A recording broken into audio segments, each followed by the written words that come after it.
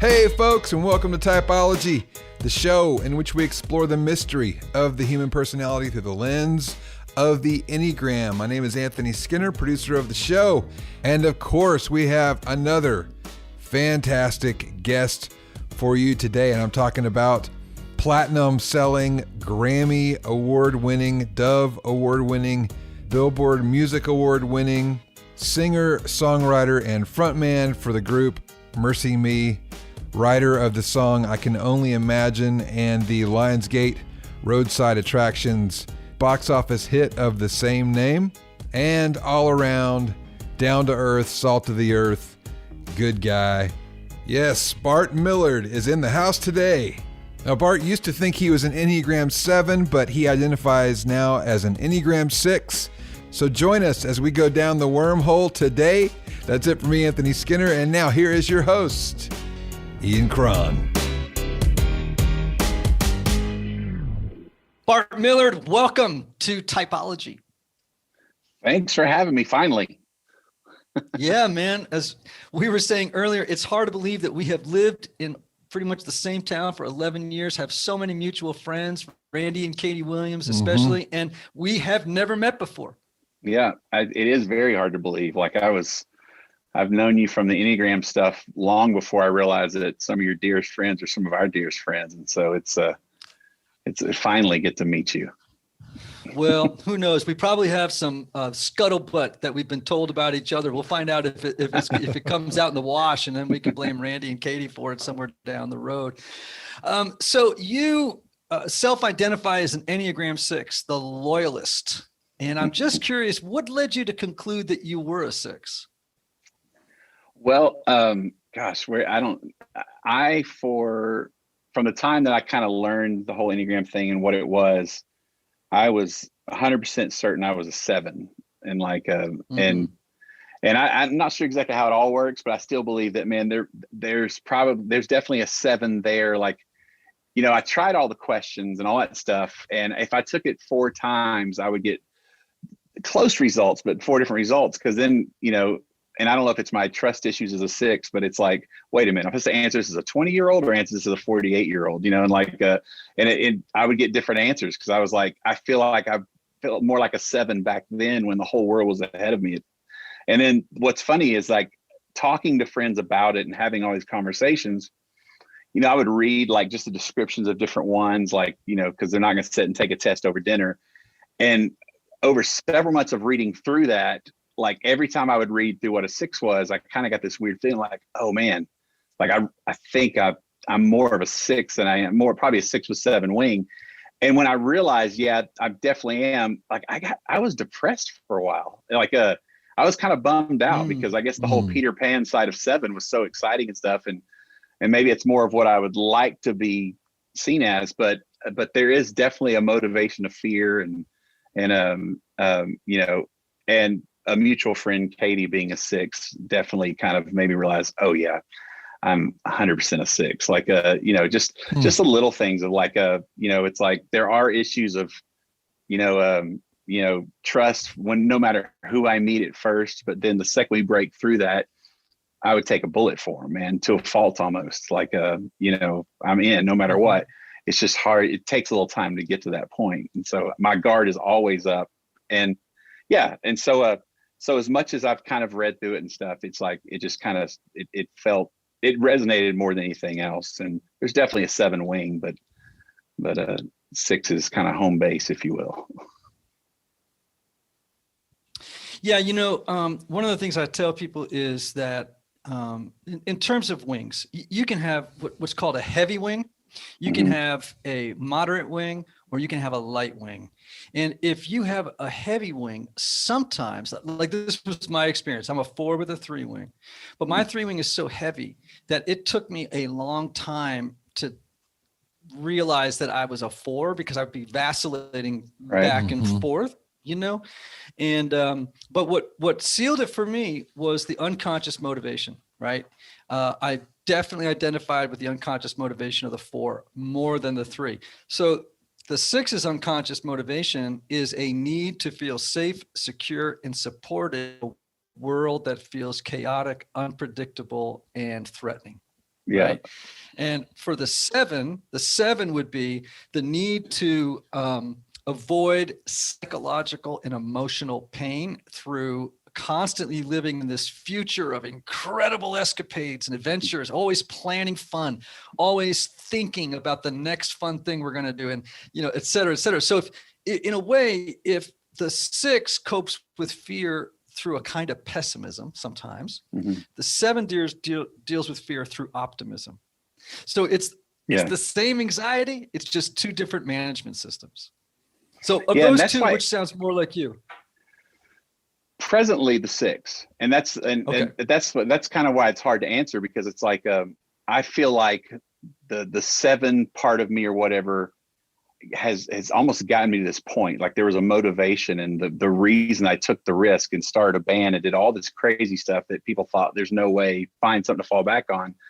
And I resonated with that for so long. And then like I said, like I don't know enough about to know like if I guess it's a thing, but like currently, and I would even say with all the success we've had and people that you would consider friends that end up just wanting something from you, I went from an extrovert to an absolute introvert. Like I kind of shut myself in, and so like that's when it's hard to answer. Like, yeah, I feel like most of my life there was a 7 like this, just everything was about wonder and nothing would stop me, to where now it's like you hit a point to where this 6 is like rearing its head like crazy. It's even the motivation is different, and there is this sense of wanting to be accepted and be safe and stuff like that. But I don't know, just kind of built these weird kind of walls, if that makes sense. And just, and became incredibly more loyal to the people that I do consider dear friends, and don't take it for granted like I probably did in the past. But at the same time,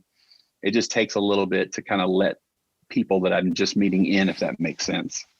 Yeah. So, that's really interesting. I remember hearing Eugene Peterson say something that was sort of brought me, sort of threw me back on my heels. He said, someone asked him, what's the worst thing that can happen to the human soul? And without blinking, he went, celebrity. Mm. I agree with that. It's like people that win the lottery. It's like you don't hear many success stories and that kind of stuff. And it's no, you don't. Yeah. No, you don't. And I think you've described some of the trauma of celebrity, right? Which is, who are my friends? Why does this person want to hang with me? What's the real motivation? Do they want a selfie, or do they want to know me? Right. Is it on and on and on? What are the motivations these people have? You become skeptical and cynical a little bit. Yeah. And so who knows, maybe as we talk, we'll hone in maybe on the 6, or maybe we'll leave the conversation with, let's take a look at 7. Yeah. That's, I don't know if it's like, if it switches, like that's the whole thing with like, what is it truly? Cause like I could say at 20, when I'm not married with kids, like I approach things differently, to where there's just so much more that factors in, and just, I don't know. It's which it is. I know I feel like a 6, and that's kind of, it's like I feel like a 6 but want to be a 7. Does that make sense? Oh yeah. I like to say, I think I said this on the road back to you, right? Yeah. It's like, I'd like to be a Stephen Colbert 7, but I'm a Bob Dylan 4 without the talent. Yeah, I felt the same way. Like we were in Hawaii doing a show randomly, and I was reading around this whole table stuff, and it hit me like the more I read about a 6, I was like, whatever was in the past, like right now, everything about this hits me hard. And I was genuinely bummed out, like in a weird way. And then I've come to like embrace it more, and it doesn't bum me out anymore. It's just it's almost like, how was I duped for a year thinking that I was a 7, as if like there's no part of me it's a 7 all of a sudden, is the way I was acting. And but yeah, it's but in the same way, kind of understanding that has kind of helped me get to a probably healthier place than I've ever been in my life. Just kind of, it's like you said, it's like when you start to understand this, and it's like, I remember reading like the 6s, whatever the app is or whatever, where it says like, how to deal with me as a 6. And even reading those, I was like, holy cow, like it was all like revolutionary to me. Just never looked at it that way. Yeah. And that self-knowledge, as you just were alluding to, that the acquisition of that kind of self-knowledge can have a revolutionary effect on your life. It's like, oh, this explains so much. Right. And it really, I hope what it does for people too is it elicits a lot of self-compassion. And the reason I say that is that I also believe that your type, the type that we adopt, this way that we show up for the world, is in part a response to very early trauma. Yeah. Just is, right? Yeah. I mean, it's partly disposition, temperament, genetics. It's just, some people come in the world more anxious than others. Some people come in the world more depressive than others, et cetera. That having children. Yeah. And so, but to some meaningful degree, it's also like, how did I cope with trauma? Did I become someone fixated on security and support and safety? Did I kind of retreat into a place where, as a 7, I became so future oriented and thinking about fun and happiness to escape painful feelings? Do you see how this could just be trauma driven? Yeah, no question. Yeah. And I think for me, it for sure is just I've had enough of, like we all have issues growing up with, daddy issues, stuff like that. And you talk about the 6, looking for acceptance or whatever. That's definitely been a huge motivation with everything I've done. Just having a dad that had a massive amount of potential, like as far as being a football player and stuff, and it all fell through, and living with a bitter man that, like, so bitter to the point, my dad was had a chance to play pro football, but back then you got your 4-year degree, and then you went to, this is the 60s. It wasn't a high paying job, and you definitely finished college. You weren't drafting early. And he ended up quitting. He went to SMU. He quit school early because of either an injury or something like that. And found out like 10 years later, he stayed in touch with the team, that Vince Lombardi's Packers were looking at him as soon as he graduated. Didn't find out until it was way past. And this weird bitterness, like I was named after Bart Starr out of sarcasm, not out of honor. Like just out of a fight that my mom and dad had, he decided I want to name him Bart Starr. And it was like this weird anger of, just so I don't forget what could have been. And it wasn't in an honoring way. And just, he was a different person then. And so, yeah, so there's always been this sense of, the kid that tried football, but I was never as good as him, never worked out, and found out I was able to sing. And it didn't matter what the thing was. It was like, even though my dad's saying, don't chase your dreams, get a 9-to-5 job, it's not worth it. Deep down, I was like, this is everything that he wanted. And so nothing was going to stop me, because in my own head, that was the way to please him. That was what was going to make him proud. Even when he fought me most of the way and said, you're crazy, don't do it, I was like, no, I know. And there's no way I want to be him, and say, what if the rest of my life? And so yeah, that's always been a part of it. And, yeah, and there's definitely some escapism. Just my dad was abusive early in my life, and until his life completely changed. And so that kind of escape that goes along with a 7 was definitely a coping mechanism, to say the least. I had no clue what any of this was back then, but I could see like it. And there's a weird way there's an affection towards a 7, because I feel like a 7, that part of it almost saved my life, if that makes sense. Like it got me through so much. The reason I have a vivid imagination, that's where I'd go. That was my security blanket. And, and then my whole childhood, young adult life was that. But then it's like, there was a moment in my adult life where, went to grief counseling with my wife that led into kind of tapping into my childhood with the way that I respond to things and how I'm a father and a husband. And I think that's when I started to get healthy. And that's when I was kind of, I don't know if I could ever see that I was potentially a 6. And then the healthier I got, realized, oh, okay, if we're being honest, this is probably more of the motivation than just I'm Peter Pan the rest of my life. Like there's something deeper here. Yeah. And so, yeah, it's been enlightening. I know, I'm thinking, Jamie George, I go to Journey, and he introduced this to us, a few years ago. And I was just like, what is this? And so, and yeah, just fascinated with it. And yeah, so I think I think I'm a 6. I don't know what a 7, but it's what it feels like. And that is,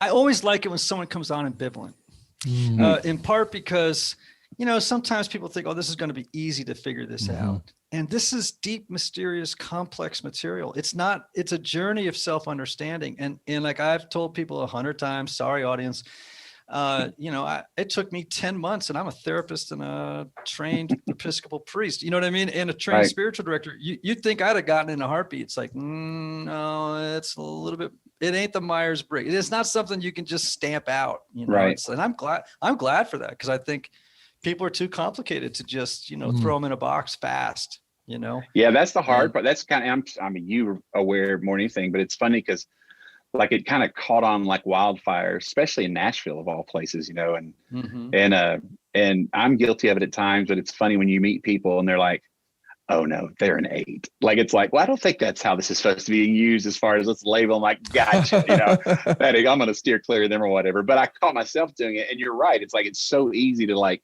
it's not trying to compartmentalize something so complex into 9 numbers. It's just, It's like, and I, for me, it's been amazing to understand, where people are coming from, or, how they resonate, if you will.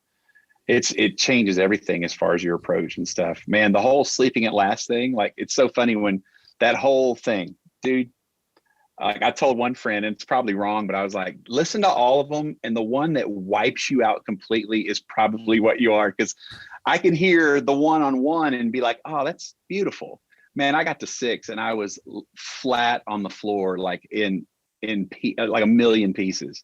And my wife being a 9 was like, she loved them all. She resonated and kind of wept as a 6 because she's married because of me. But then she got to 9. It's like she couldn't breathe. And it's one of the most beautiful, from the artwork to everything. It's one of those beautiful things. And I think I have promoted that album probably more than he has. I'm kidding. Just, I've told everyone about it. Like I'm like, and yeah, and everybody that I know, no matter what number they are, it's like without saying a word, that my friends that are 3s, they hit that 3. The one that was interesting to me, and I'm curious about it, is there anywhere in there that says that, because I feel like 8s push my buttons more than anything else, like as a 6. I don't know if that's a thing or what, but but then that they're like, I'll know some people that are, I guess it's safer to say unhealthy 8s that my wife's like, nah, no big deal. And it just drives me crazy. But in that. So was your dad an 8? Man, it's a great question. If you had to guess, I'm just curious. No, man, I don't think he was. Okay. That's a good question. I've always thought of my dad as more of a 5, but I haven't given it a ton of thought. But he was an abusive man. So, I mean, on any given day, I could say, yeah, he was an 8 because I wasn't fond of 8s. Like, it's not really the right answer, but it's like, there is, I don't know what it is about that, I mean, or unless it's just the, I don't know what it is, but I will say in the fact that sometimes the things 8s will push our buttons is that when I heard that song for 8s, I kind of wept for that too. It's this weird kind of, like, it said something to me, understanding more what a beautiful, healthy 8 is. It almost broke my heart because it's like I've almost kind of written them off as something else, if that makes sense. And that's what you hope the Enneagram does, right? That it not only brings up compassion, but also empathy, right? Yeah. For other people, because we're talking about wounds. Right. And how people have responded to wounds and how they continue to live out of them until they get self-awareness and realize, well, this is, who else could I have been given what I went through? Yeah. And doesn't give me permission to stay in the shadow aspect of my type. I want to grow and become a healthier person. But of course, this is who I became. Hey, Anthony. Hey, Ian.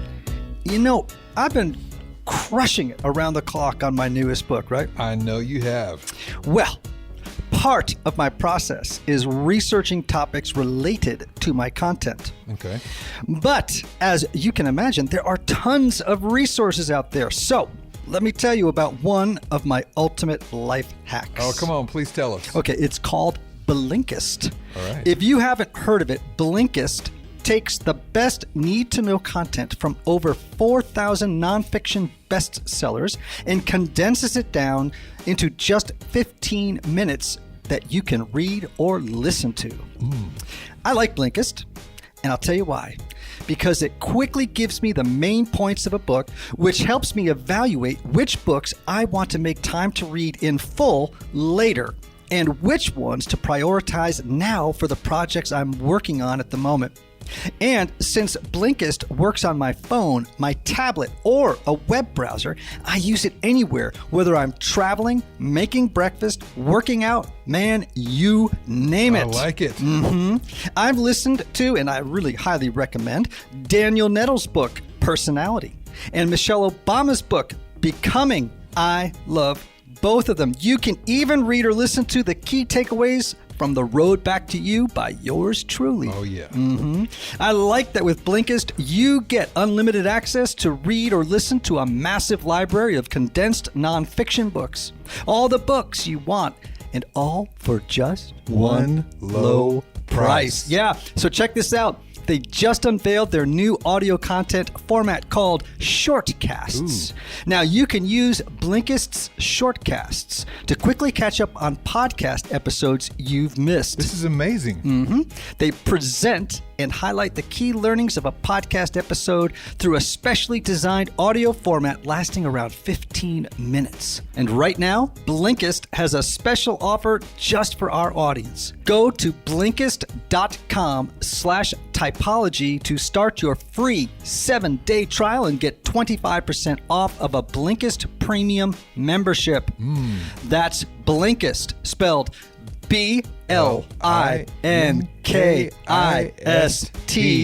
Blinkist.com/TYPOLOGY to get 25% off and a 7-day free trial. Blinkist.com/typology.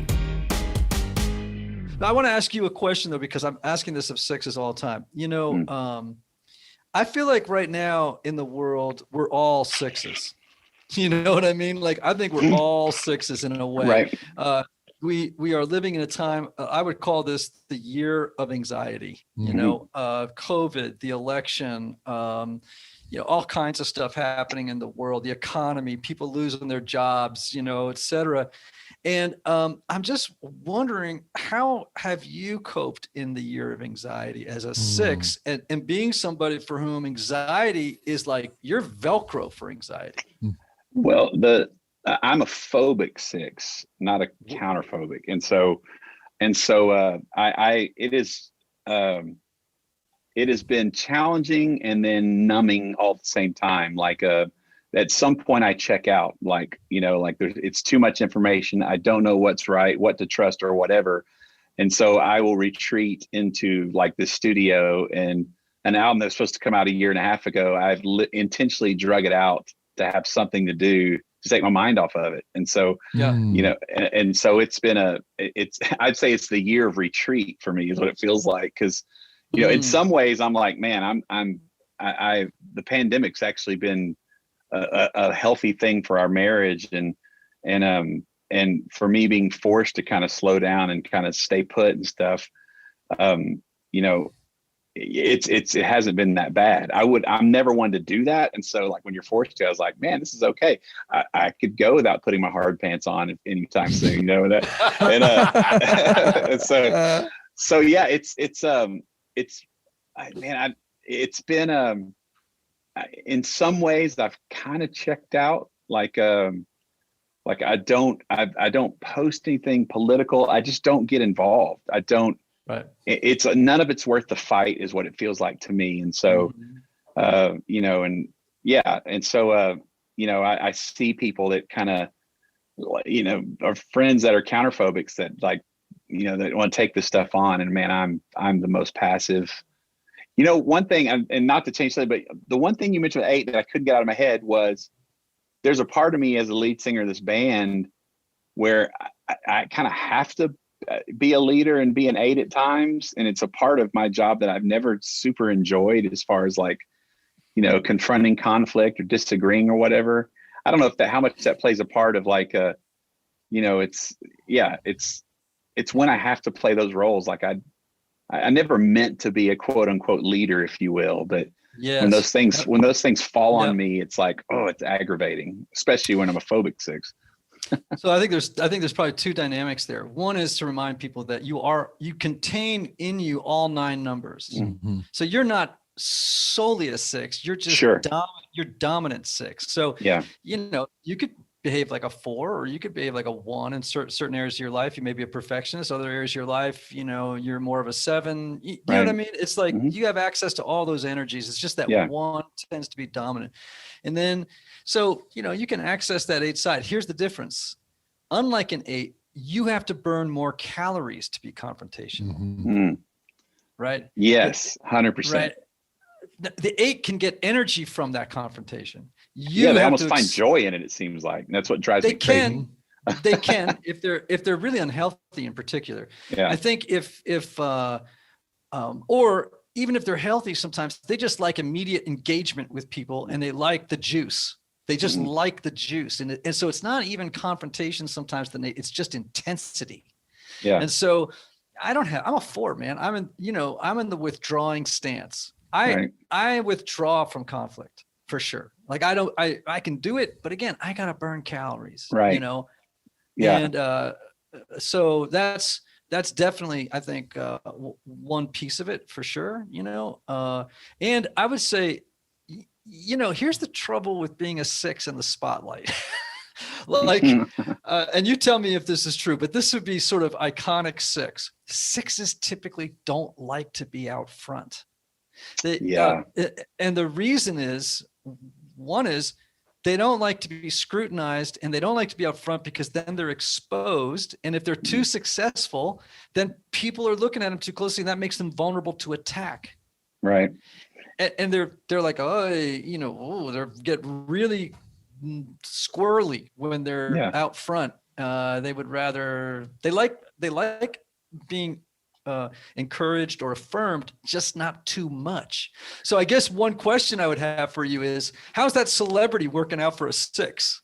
Well, it's interesting because like that holds true in a little different way, as far as like our big joke is like, I'm the most unlikely front man or lead singer of a band. Like, I'm out of shape. I'm 12 feet taller than most artists, it feels like. And like, man, we spent so much of our career, like, doing shows as like a Toby Mac, or these guys, they're doing backflips, and they're, and I literally stand at my mic and then walk to my water bottle, come back. That's it. Like, I'm not that entertaining.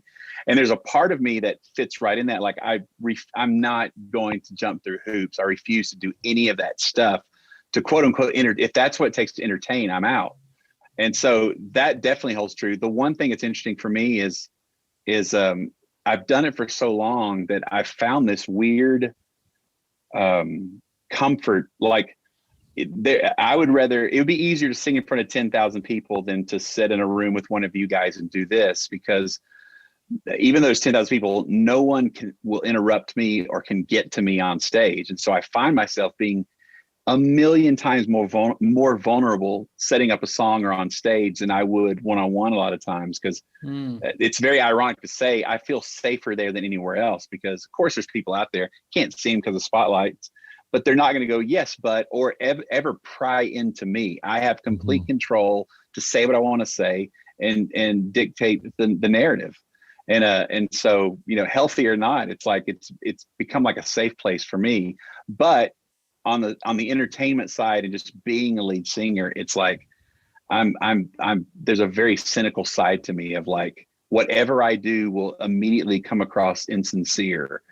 And so, as far as all the antics, nobody wants to see a guy my size try to do a high kick, but, that's what it feels. That's what it feels like. That's what goes through my head during a whole show is like, and so. No, but now you've got me seeing you doing a high kick, which is like, you're killing me right now. And there'll be like, I'll do it to make the band laugh, but I could never do it with a straight face. Like, this is what they want. Oh my gosh, that mortifies me to think like that. And so I get up there. When I was a kid, my parents divorced when I was 3, and I lived with my dad. My dad wouldn't come home from work till like 6. So when I get out of school, I'd walk to our church that kind of raised me, and I'd go in the sanctuary and I'd play on the piano by myself because I loved how it echoed, and sing.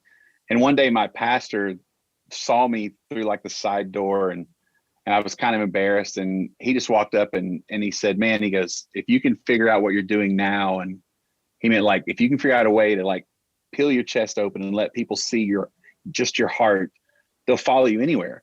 And that's been a part of me. I mean, I've held on that for so long that it's almost a point. It's like, man, I'm just here to sing. Like, I'm not doing any backflips. I'm not, it's, to a very almost sarcastic level, if you will. And so, but I wouldn't change any of that. But it's a weird. The more successful we've gotten, the more I've kind of retreated to. I have a handful of dear friends that, include, and, the band, some of my best friends in the world, but dear friends outside of what I do. And I would lay my life down for them. But it's like, I'm the guy when they're like, hey, we got to ramp this thing up. Let's start doing shows again. I'm the one that's like, oh, do we need to? Are we good? Can't you like cut expenses back? We can keep this going. Cause I love being alone in the studio, making music. And yeah. Well, the focus of attention, every type has a focus of attention. So let's say you're a 1. When you walk into a room, your attention immediately migrates toward the mistakes. Like, where's the disorder? What requires ordering? Let's say if you're a 4 on the Enneagram, my attention immediately goes toward what's missing, not what's mistaken, but what's missing. Right. That's sort of a letdown. It's like, oh, that's not the ideal that I was hoping for, or anticipating. I could go through all the numbers and do it. But the focus of attention for 6s is what could go wrong and how do I prepare? Yep. Right. Hey, Anthony, my kids are grown, but you still have a couple at home, right? I still have a few at home. Well, let me tell you about this company who makes engaging products for kids of all ages. All right. KiwiCo creates super cool hands-on projects for kids of all ages designed to make learning about STEAM, that's an acronym, by the way, for science, technology, engineering, art, and math, designed to make learning fun. Ooh, I love this. Each crate is designed by experts and tested by kids, offering fun opportunities to learn and explore at home. KiwiCo covers a wide range of subjects from science to art to geography, and each line caters to different age groups. Ooh, I like this. For instance, my assistant has 2 young boys, 7 and 9, and they received a science crate, which included all the materials and learning resources to build a mechanical model of the sun, the earth, and moon, and they designed their own constellations and made a light-up lantern. I love this. And they loved it. With KiwiCo's hands-on art and science projects, kids can engineer a walking robot, design a paint pendulum, conduct bubbling, chemistry experiments, and more. This sounds like something you and I could have fun with. Totally. And just for our Typology listeners, get 30% off your first month plus free shipping on any crate line with the code Typology. That's 30% off your first month at KiwiCo. That's KIWICO.com. Promo code Typology. TYPOLOGY.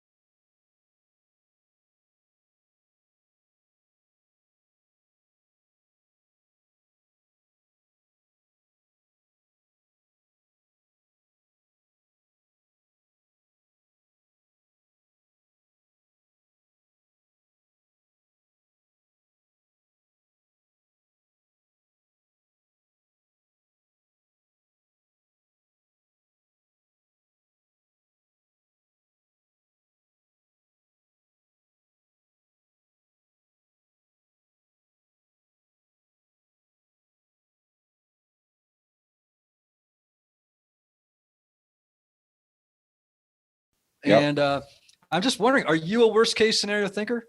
Yep. Absolutely. I'm telling you, on the Sleeping at Last song, like there's probably some obvious ones that I could see why you cried. I cried when he talks about being on a plane looking for the exit row, and like preparing, for the worst. That it wrecked me in the first verse, because I was like, my gosh, my whole life is you should just sneak in on some of our band meetings, because they're like this, and I'm like, but we have to prepare for the worst. What if this happens? What if this? And they're like, okay. And and once I'm convinced, I'm in. But it's like I have to go through it all. That part drives me crazy, but I do it all the time. Like buying a car is a beatdown for me. Like it's like the 6 and the 6 with a 7 wing or whatever. It's like I analyze everything. I think everyone's trying to screw me. Like we built a house. The sweetest man on the planet. He has never done anything wrong. And if I've got to call him to say, hey man, we've got a door jam that's stuck or whatever, it'll take me a couple of hours, because in my head, I'm ready for the fight. There's never been a fight. He's never done anything but been there immediately. But every time I believe, it's like, this is where he got me. He totally got me. He's going to put in I go there every time, and it drives me crazy.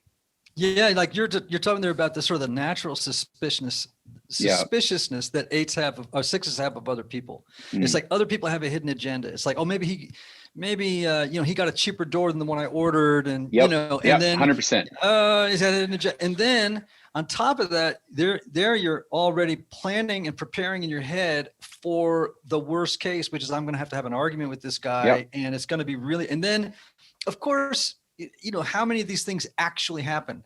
When was the last time you needed to know in reality where the exit was on the airplane? Right. You never, right? But it's always ramping up for the worst. Then as a phobic, I end up avoiding the phone call altogether. It's like I talk myself out of it, or I'm in the car going, how dare you, sir? I'm ready. And then I finally do run into him, like, sweetest guy on the planet. I had nothing to worry about. It's like you talk about burning calories. I burn calories an hour before the phone call. Yes, totally. I totally get that. And if you ever get a chance, listen to Sarah the Barge's interview with me on 6s. And she talks about, I don't even go up to first class when I'm upgraded, because they die first when the plane goes down. Like the statistical averages are greater that you will die in first class versus coach. Yeah. And I'm like, let me die in first class. Yeah. I'm not that bad, but I process. It's so funny when it's like flying, when it's completely out of my control, I can let it go. Like, it's like, I have people that are like, I can't fly. Aren't you freaking out? I'm like, no, man. Like there's no analyzation I can make to change this situation. He's got to fly the plane and I got to get there. So I can let that go. It doesn't consume me. But then little things that do seem like they're in my lap takes a while. It's so interesting, because it seems like the you that you're describing right now, it would have been really hard to, launch the band in those early days, all the things you have to do, and I just wonder, like, I mean, you must have been rocking it as a 7, like leaning into that wing with all the optimism you had to have had. I saw the movie too. Even in the movie, it's sort of depicted as you being super optimistic with a lot of vision moving forward, Yeah, that's why I say it's a little confusing, because looking back as a 6, I was like, there's no reason why this band would happen or whatever. But as a 7, it's always made sense. That's why I kind of thought, oh, totally, that's me, and it's also a part of me going, well, maybe I'm not a fan of the 40-something-year-old me. I really like that 20-year-old, so I'm the 7 or whatever. It's like and I can see parts of that, and sure, circumstances take place, even the death of my father and success. Those things were a huge part of this. It's like, my manager, I was talking to him, and when the movie came out, we took a break afterwards, and our last album came out 2017. This one will come out this year in April. So it's almost about 4 years. And it's a long story ever waited. And I was telling manager, I was like, man, I don't feel like working on the record. Like I didn't want to do it. And it was interesting because he said, well, because in a way you've made it. And I was like, what are you talking about? He goes, well, you almost have to you have to generate, or not fabricate and lying, but create suffering. Like I lament well. And a lot of the songs that mean so much to me are, and I don't really enjoy songwriting because it means I have to go to a place that's painful and hang out for a little bit. I love the result, but it's hard. It takes a while for me to go back there.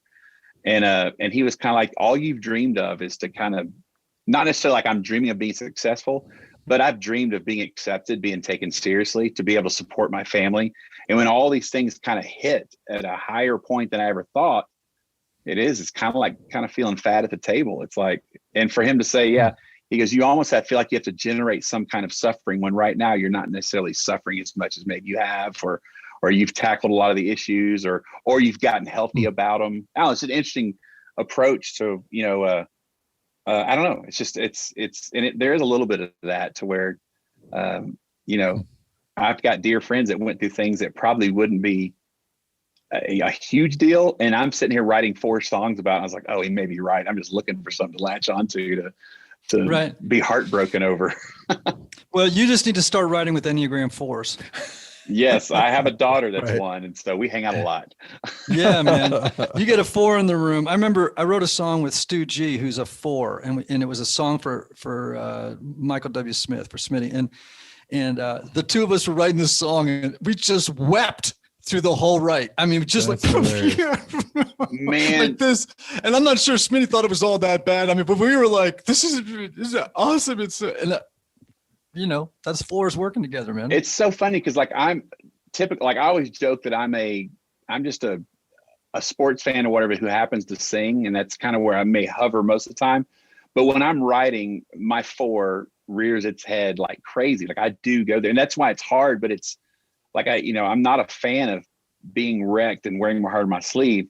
But whether it's on stage or writing, it's the most genuine moments that I have. Yeah. And so I wrote with Stu G one time, not knowing any of this about him. And we were writing for some Fanny Crosby album or whatever. And so we had her lyrics and we had to make a song out of it. And Stu just starts playing that weepy guitar that he's so good at. Mm-hmm. And we both started crying without writing a word. We're like, oh my God, the guitar. I know. Can you imagine where we're going to end up? And it was like, I know. He was a 4. I was like, we both had this kindred spirit of like, just, there are things that'll wreck me on a 4 level, if that makes sense. Oh yeah. I'll tell you another person, while we're just dropping names, another person I've written with that is a 4, and the same thing happens to Cindy Morgan. And Cindy is so 4, man. And the two of us get together and it is like a melancholy fest. It is just beautiful. Well, I don't care if the song ever gets cut. I just want to write with her and get all sad for a day and weepy and like get in touch with it. All right. So, 4s typically have issues around authority figures. Mm-hmm. So let me give you a little, sort of a sense of that. Because the phobic 6, for example, looks at authority figures as the source of their security and the source of their safety, right? So they can often ingratiate themselves with authority figures, or they see the authority figure as the person their attention needs to be riveted on, right? Mm. Now, the counterphobic 6 will look at the same authority figure and it's the opposite, right? It's like the phobic 6 is like, I'm afraid, but that person outside of me is the authority figure and they're going to take care of me. The counterphobic looks at the authority figure and says, if that person so much as, deviates from my, or moves outside of the zone of trust, I'm going to take that sucker down. You know what I mean? Like they get, that's why sometimes they look like 8s. Yeah.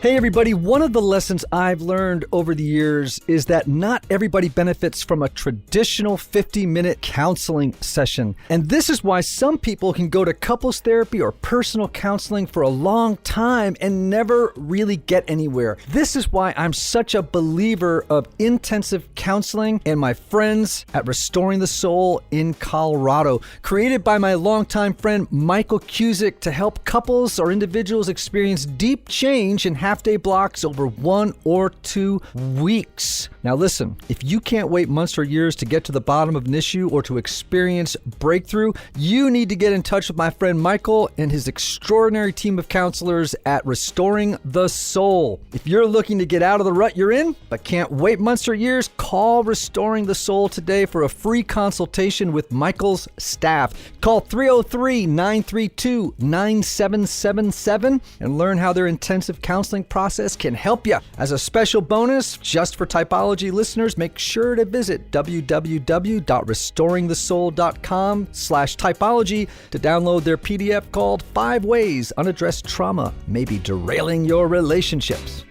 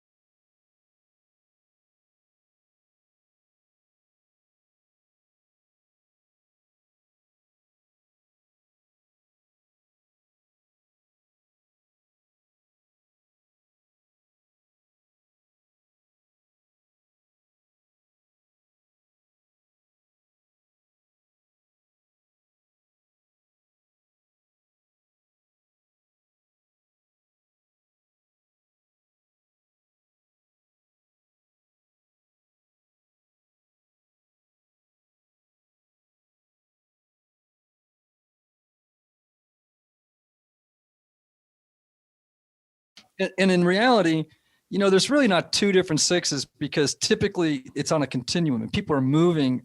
Sixes tend to move more phobic, maybe more counterphobic, and then maybe in the middle, and then which sort of actually coincides with their natural ambivalence. And this is part of also being sixes in this age of anxiety. I'm not going into politics at all here. I swear to gosh, I'm not. Right. But what I am going to say is, all of us have been focused on authority figures, regardless of whether it's on the left or the right or whatever. All of us are fixated on authority figures. And I guess the question I would have for you is, at what point do you trust one? Or at what, or is that been your experience, whether with teachers or coaches or, I can see where the trauma with your dad as an authority figure could really influence the way that you view it. I mean, are you suspicious of authority figures? Does it take a long time? Just tell me if you have any history in that. Yeah, I yes, there.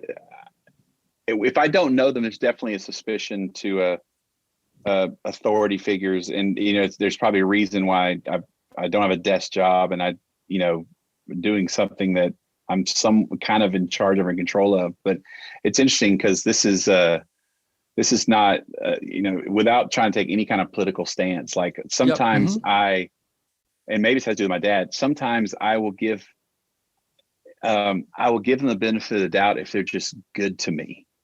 If they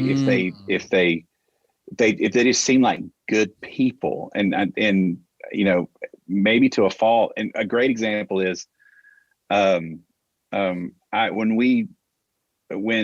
Trump just got inaugurated, we got asked to do the presidential prayer breakfast. We actually got asked early on, and before it all went down. And so at the time, it wasn't as polarizing. We thought, man, whether it's Trump or Hillary in office, if the president asked me to come and be who I am and what I do, I'll 100% do it. It's like, regardless who it is. That was kind of our take on it. And so we ended up going, and of course, Trump's there. And so we had to sit up on this main table on stage, and it was like me and my wife and like Pence and his wife and some other people. And so I had a chance to talk to Mike Pence, and without knowing anything about him, especially then, because I just, I pay attention a little bit, but I'm not, super hard. Like I said, I probably shut down or retreat on that stuff. And I thought, man, he just was a kind person. And I'm sure maybe most of them are, I don't know, but it's like there was something about him, like, man, he's a super kind person, to where I found myself later, if somebody was dogging some of his views, something inside me already thought, he's a good man. Like I found, whether I even knew what his policies were, because I saw him as a good man, I found myself kind of in a weird way, just defending him in my head, if you will. Does that make sense? Yeah, totally. And so I don't know if that's more of the loyalist trust kind of thing. Like, on the flip side of that, like I know people that just from, say, a political standpoint, just from their policies, they already know they hate someone. And I could never, I don't think there's a part of me that could be like that, regardless of what side it is. You know, I've got friends that are definitely conservative. I'm like, man, I don't know. I never met Obama, but he seemed like a dude I could hang out with, like just a cool guy, you know, that kind of stuff. And it's like, I just don't kind of go one way or the other, if you will, as far as like to where it's like, that's what's crazy about right now is like everything is so polarizing. Never seen anything like it. And but yeah, back to the authority thing. It's like I guess it goes back to that once whatever it is that has me believe that I can trust them, then it's not, you know, it's not as much of an issue, if that makes sense. You know, I guess I would compare it. Yeah. I mean, like and because that trust also goes both ways, like the president of my record label is an 8. I would consider him a healthy 8 who it's less about, let's just, you know, I know what's right. Let's just skip all the stuff and go straight here. But he becomes that healthy 8 that is looking out for looking out for the other people and, you know, like being a leader is giving them a chance to shine and stuff. And so he hears everything that we say and we do. And I have no problem trusting him kind of running this thing, if you will. Well, that's good. I you know, some 6s I know, man, when they look back on their history and they have this sort of very ambivalent relationship with authority and authority figures, you know. And I do on certain levels. Don't get me wrong. Like, but it's just, I guess in my thing, like, it's just, I'm trying to think of like, because, you know, our job is different. Like, I don't have a direct boss, if you will, but even authorities like a promoter at a show who, you know, who want like and I'm not good with like change or when people step into what I'm been brought in to do. Great example. It's kind of petty, but like we don't really do altar calls or whatever. I mean, we just kind of share what's on our heart and kind of stuff. And man, we did a show it's been a while now, and I remember getting there and last minute, they're like, hey, we're going to need you to do an altar call. And man, I blew my lid. Not because I'm anti that, it was because it was change and it was someone stepping in to what I think I do well and saying, I need you to do it differently. And that form of that, I mean, it derailed me so fast. And I was like, absolutely not. No way. Are you kidding me? No, how dare he? And then about 30 minutes later, I calmed down and probably ended up doing it. But it's just like that immediate thing was like this weird speaking into what I think I'm good at, you know, like, or speaking to my strengths like that, I struggle with big time. Like, yeah. Yeah. Well, I think, you know, one of the things that's true about 6s is that they like predictability, and they like predictability. They like, typically they like institutions. They like, you know, might be the church. It may be a particular theology. It may be a particular political thing, or they become very loyal to things. Yeah. In part because they're good people, in part because those things represent those institutions or that way of thinking represents security and safety. And so maybe someone stepping in, you know, number one, you're screwing with my predictability here. Right. Number two, I don't, you know, I really don't like the authority game that's happening right now. You know, you're blindsiding me. This should have been in the writer. I mean, you know what I mean? Like, what? This last minute thing, I don't adjust well, you know. And but what's so funny is, talking about authority issues, is if you like, I've had things happen in publishing deals and in speaking things, and I've been in a 12-step group for a lot of years, and my sponsor, you know, for drug and alcohol, people with drug and alcohol problems, and my sponsor will say, you know, you're the talent. You know, you don't have to let yourself get pushed around here. You're the talent. I mean, like they rely on you for the money, right? Right. And it's like, I go, I forgot. I thought I was supposed to kind of give in, and you know, what if they don't like me? And you know, it's like, no, actually, you don't actually have that to do that. You actually have a lot more power in this conversation than you realize, and I have to be reminded of it. Yeah. You know what I mean? And it sounds like you have the same issue. Yeah. And you know, with the people I trust, like whether it's on the road or whatever, I'll throw that fit and say that I'm the talent, and then not react or respond in the way when push comes to shove, like this passiveness to where it's like, I usually end up doing it, but I have to in private throw my fit and remind someone in the room who probably doesn't care that I'm the talent, not in a diva way, but just like, right. I got to tell myself that, and then I'll step out and not say another word about it. But it is something that I wrestle with. But then there's this passiveness, and maybe that is most of the time being a phobic, to where it's like, you would never know. If I was meeting you, I'd be like, oh, of course we can do that. That'd be great. And I'll go to the dressing room. What is he doing? I'm coming unraveled inside. Why is, but, oh, absolutely. We can do that. Yeah, sure. Yeah. It's, as long as you're happy. And that's, okay. So this is the ingratiating side of the 6. So the 6 is confronted with who they perceive as the authority figure, the person in charge, right? Whether it's the promoter or the record label guy or whatever, right? And then they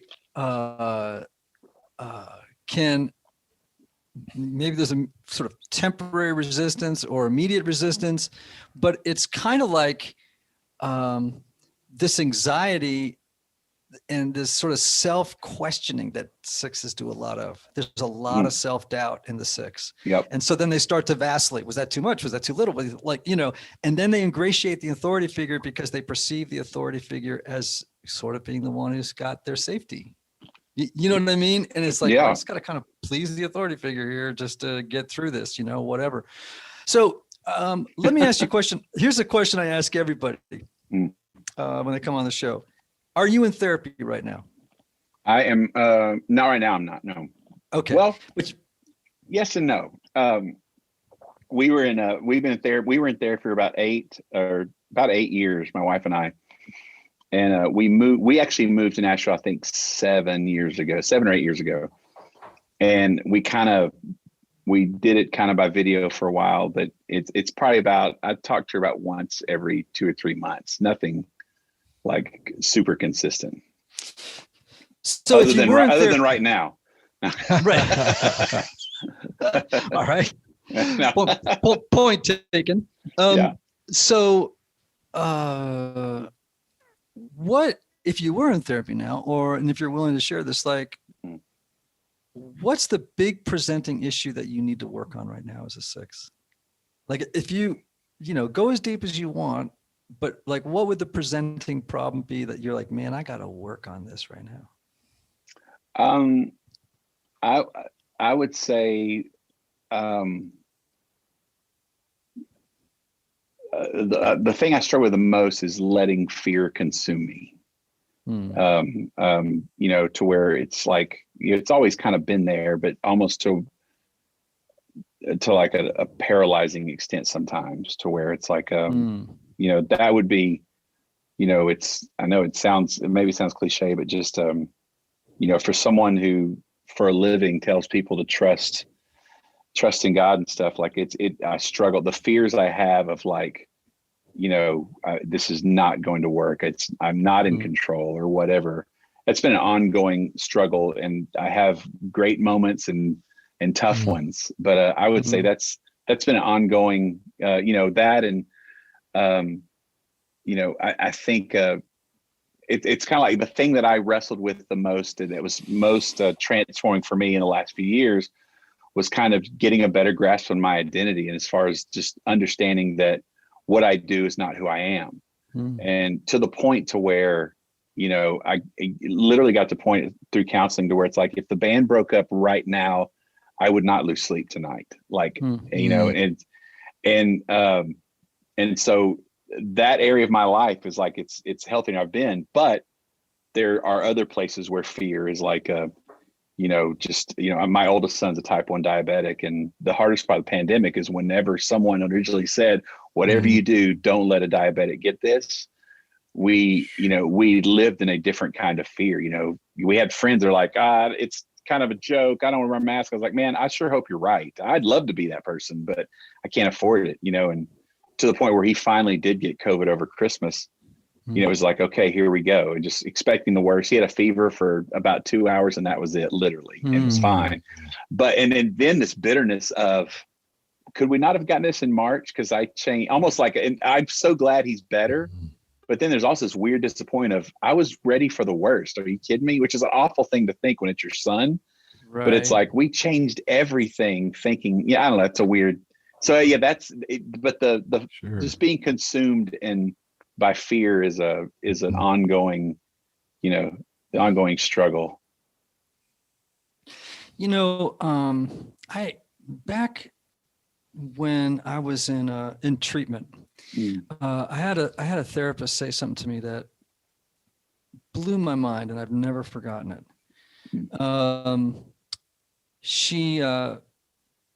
I shared my story with her, and you know, in all of its rawness, and she looked at me with the most compassionate voice. It was just in eyes. You know, when someone kind of locks you into that soft gaze, and it's so caring, it's just so understanding, and it's mesmerizing, right? And she said, I think you've endured enough already, don't you? Wow. I just started to weep, you know. It was like, I think you've endured enough already, don't you? And it was this, I think, aren't you tired now?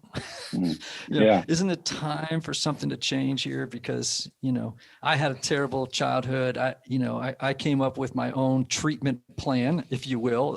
It was a pharmaceutical treatment plan, which was not a particularly good one. Everybody's got one. So I'm not feeling like I'm like particularly screwed up. It's like everybody comes up with their own treatment plan. Right. It could be, you know, it doesn't have to be even an addiction, you know, although very often it is, whether it's, you know, who knows? Anyway, I don't want to go too far into it, but it sounds to me, or I guess let me ask you, what is it that you have endured enough of already that needs to change?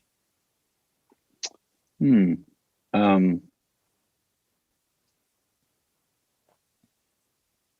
a great question. I was waiting for like, what's my favorite color, but let me, you don't get this on that show, man. Yeah. I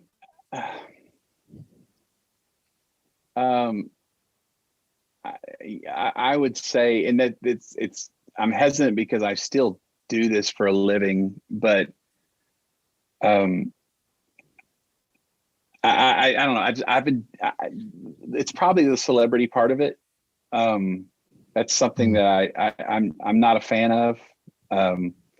You know, doing shows, like that's just the pandemic. I love doing shows, is work. Like, and I just mean like the whole touring thing. Like I said, like, and maybe that is because there is, since we're capable of any number, the four in me could just stay in the studio. And if people just listen to the music, I can just make it and never tour again. I think I'd be content. And it's just all the stuff that goes around it. Like, I just want to sing and make music, and like I have, like, I feel this makes sense. And I have an intimate relationship with that four part of me, but I just come to visit it once in a while when I write. Like, I'm not one that's looking to watch The Notebook, but I am. I'm about Manchester by the Sea. I lost it twice. Oh man. But that's the thing, is like, I'll even, to a point, part of me will make fun of it. But then if it's on when I walk in the room, I'm done. I'm going to watch it. It's like, I'd never sign up for it, but it to me, to get to what a four is for me is like burning calories. But when I'm there, it's just a painful yet revealing, intimate, uncomfortably revealing part of me. And that's why I have this love affair with making music, man. You talk about like, I have one song that I haven't, talking about fear and this, that I have one song that I haven't been able to finish for years. Literally have written half of a verse, and that's it. And I remember the first time I wrote it, I just wrote, "This fear is very real. It's something I can taste and feel." And I kind of stopped and then just wrote, "But so are you." And it wiped me out. Like, I fell apart just trying to even say that, to where I just pushed it aside. And for about, I don't know, 2 or 3 years, I'll stare at those lyrics and like, I'll finish it one day.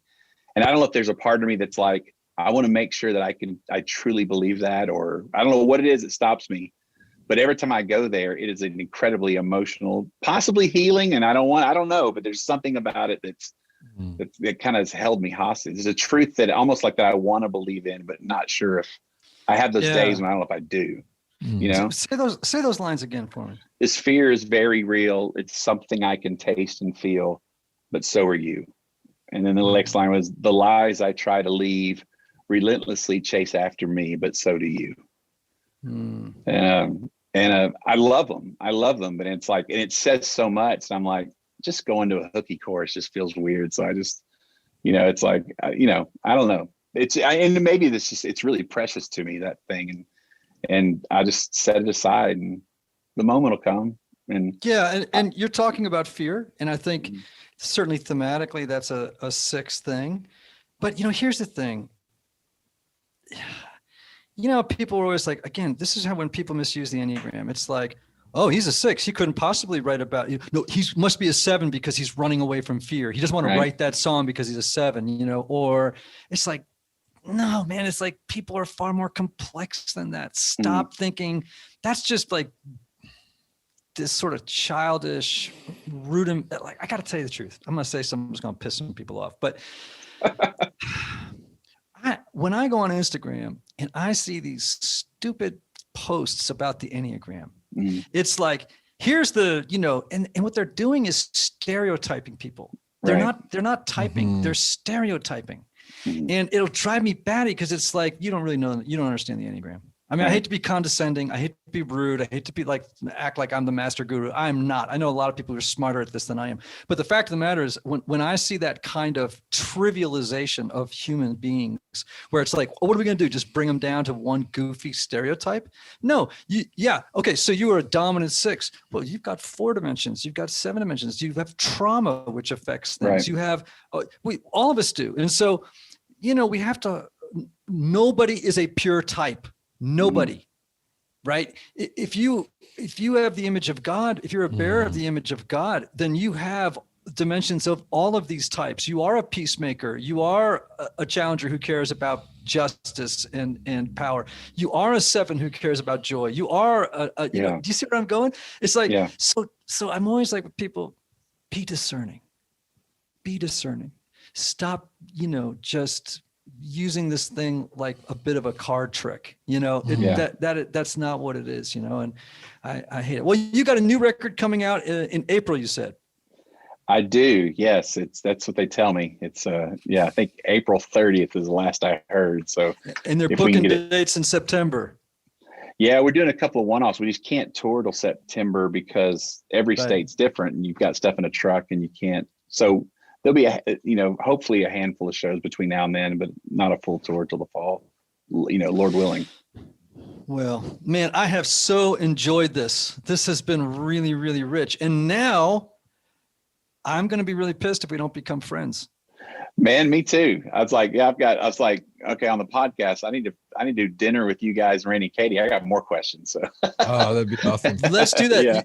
Then you get to meet my 9 wife, who's a rock star, wonderful, self-aware, growing wife. Yeah, my 9. I don't know if it's true, but I don't know about 9s and 4s, but 9s and 6s work really well together. So it's pretty amazing. Yeah, 9s and 4s do real well. I'm the kite, she's the string. Is what I always say. That's awesome. She keeps me emotionally tethered to the ground.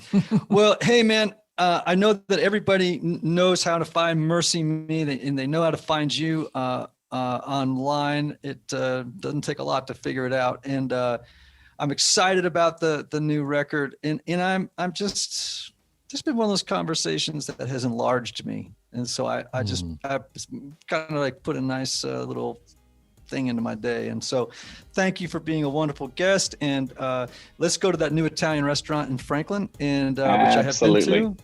Okay. I'm all in. Yes. All right. I'm going to talk to Randy and Katie. We're going to set it up. Perfect. Okay. That'd be great. Right. I got plenty of time in my hands.